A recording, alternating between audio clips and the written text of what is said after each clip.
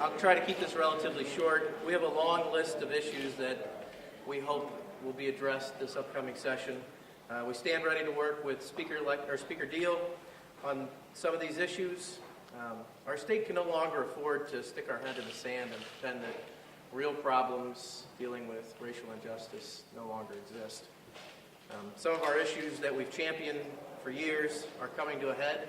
Ethics reform being at the top of that list. Ethics in the state has gotten so bad, and public perception so bad, that finally Republicans can no longer pretend that there is no need for ethics reform in the General Assembly. We are glad that they're finally recognizing that some of these things need to be fixed, and we hope to interject some of our own ideas in the reforms that will be taking place. While it obviously doesn't seem to be a priority for the majority, we will continue to push for Medicaid expansion. At some point it just becomes completely unreasonable, the decision not to expand Medicaid when both Democratic and Republican states are expanding their health care systems throughout the country. We will continue to support legislation that protects Missouri workers and their families. And finally, dealing with issues related to Ferguson that touch many aspects of state government. Sweeping changes need to be made to begin to right some of the institutionalized injustice that has led to a system that hurts those at the bottom of the economic spectrum. Each day it makes it harder and harder to dig yourself out of the hole. So with that, I'll be happy to take any questions. Could you enumerate what you mean by sweeping changes that need to be made to... Absolutely. So we've created some working groups that are working on what we're going to call 4 pillars of reform. Some dealing with economic issues, some dealing with, obviously, court reform, social justice issues, and so on. Those are not completed yet. We don't want to just throw out legislation. We want to take some input from some of our members. House Democrats represent those districts that are most directly affected, and we hope that the majority will listen to some of our ideas. These are problems that, I know that Senator Schmidt has proposed some municipal court reform.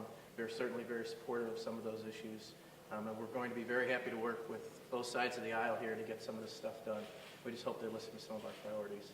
So when do you expect to have actual bills? Yes, we will. We will have some. Probably within the next week or so, we'll be filing them. I think it's important to realize that this isn't just 1 or 2 different issues. Unemployment in the state may be on the downswing, under 6%, but unemployment among the African American community remains above 10% in the St. Louis metropolitan area. We have a court system that somewhat buries people in fines, just trying to keep those court systems up, to pay for more police, to pay for more issues in communities that have shrunk demographically, they've shrunk in population, and they're trying to maintain duplicated layers of government, and perhaps some of those forms need to be, there has to be some form of consolidation. And I know that's very problematic, even for members of my own caucus, to begin to talk about that. It's very painful, but it's something that I think needs to be done and needs to be addressed. We can't talk about systematic change in government, St. Louis County and St. Louis City government, without some form of consolidation among some municipalities, perhaps even fire districts or police districts. Yes, sir. Is there anything that you all as Democrats can do to ensure that the African or minority community can get better jobs or be trained without having to go all the way to Hummel, Missouri, be trained for certain jobs? Is there anything that can be done for that? Because I know right now a lot of your training areas are in Hannibal and the outstate St. Louis, and the people that need the job that are not working cannot get that for unless someone support them taking them that for.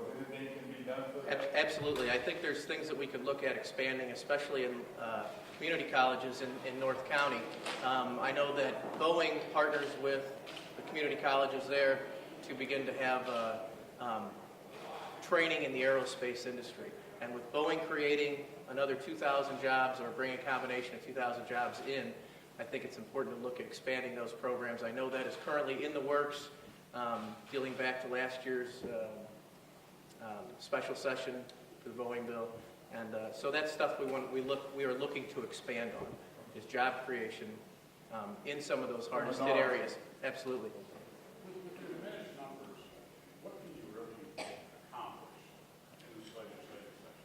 Well, Rudy, I think if you went back and asked Speaker Griffin how easy it was to govern with 110 some odd Democrats, he'd tell you that probably the problem wasn't dealing with the minority, it was dealing with factions within his own caucus. And so I think that with the caucus as large as the Republicans have, it's probably going to be problematic at some point to control all of those different factions and interests. And we're happy to work with whatever group is going to help us move our legislation forward. And I will be the first one to say that we're very willing to work with Speaker Deal. I know that there's going to be economic development issues that we're going to all be able to work together.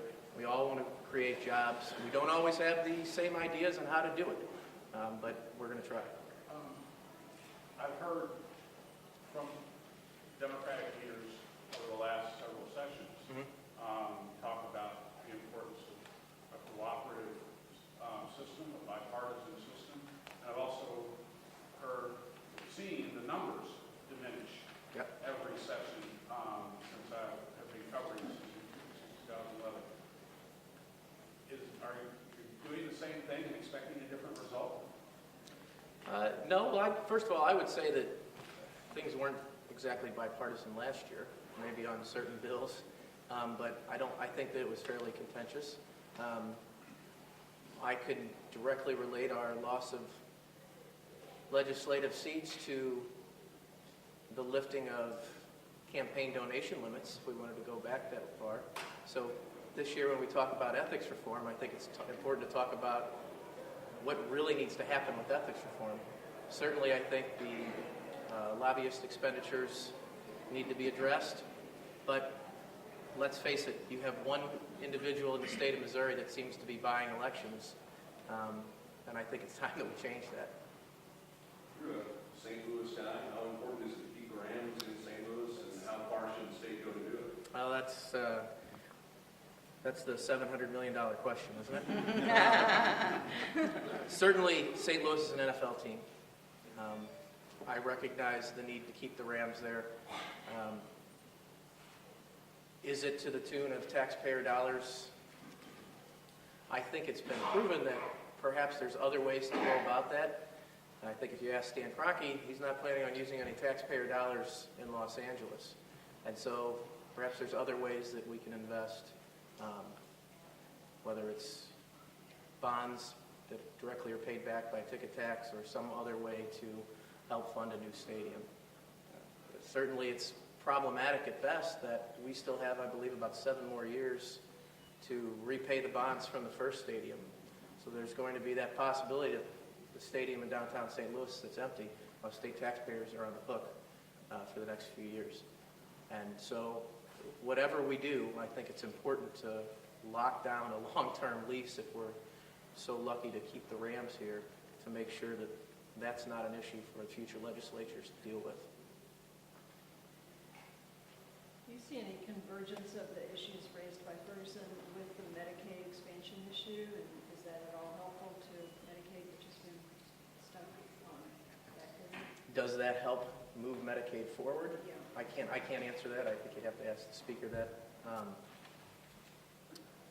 When you look at all of the social issues that affect the issues that have led up to Ferguson, it's not one thing.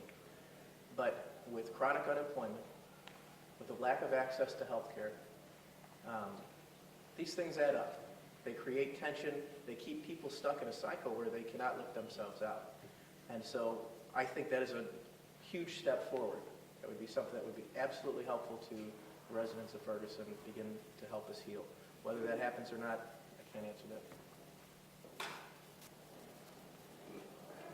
Anybody else?